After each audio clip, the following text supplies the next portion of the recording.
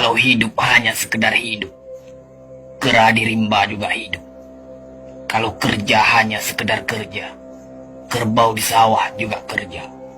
Salah satu pengerdilan terkejam dalam hidup adalah membiarkan pikiran yang cemerlang menjadi budak bagi tubuh yang malas, yang mendahulukan istirahat sebelum lelah. Yang melemahkan semangat ada dua.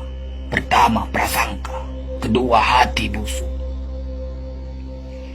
Manusia itu asalnya dari tanah, makan hasil tanah, berdiri di atas tanah, dan akan kembali ke tanah. Lalu kenapa masih bersifat langit? Kecantikan yang abadi terletak pada keelokan adab dan ketinggian ilmu seseorang, bukan terletak pada wajah dan pakaiannya. Tidak ada harga atas waktu, tapi waktu sangat berharga. Memiliki waktu tidak menjadikan kita kaya, tetapi menggunakannya dengan baik adalah sumber dari semua kekayaan. Jangan takut jatuh, kerana yang tidak pernah memanjatlah yang tidak pernah jatuh. Jangan takut gagal, kerana yang tidak pernah gagal hanyalah orang-orang yang tidak pernah melangkah. Jangan takut salah, kerana dengan kesalahan yang pertama, kita dapat menambah pengetahuan untuk mencari jalan yang benar pada langkah yang kedua. Kata-kata yang lemah dan beradab dapat melembutkan hati dan manusia yang keras. Pemuda haruslah mempunyai cita-cita tinggi supaya hidupnya berarti. Apabila cita-cita tercapai, terutama di hari tuanya, dia akan menekur melihat anak tangga yang dilaluinya dahulu dengan tersenyum. Iman tanpa ilmu bagaikan lentera di tangan pai, namun ilmu tanpa iman bagaikan lentera di tangan pencuri. Tiga rukun yang benar dan perlu dalam mencapai keutamaan, yaitu dengan tabiat, dengan pengalaman, dan dengan pelajaran. Tidak ada karib atau kerabat yang lebih setia daripada seorang teman yang menyokong dan membantu membesarkan hati, memberanikan kita di dalam menempuh suatu perbuatan baik. Jangan pernah merobohkan pagar tanpa mengetahui mengapa didirikan. Jangan pernah mengabaikan tuntunan kebaikan tanpa mengetahui keburukan yang kemudian Anda dapat. Jika ingin melihat orang Islam, maka lihatlah ketika hari raya Idul Fitri. Itulah orang Islam. Tetapi jika mau melihat orang beriman, maka datanglah ke masjid ketika sholat subuh. Biarkan kemudi patah, biarkan layar robek, itu lebih mulia daripada membalik haluan pulang.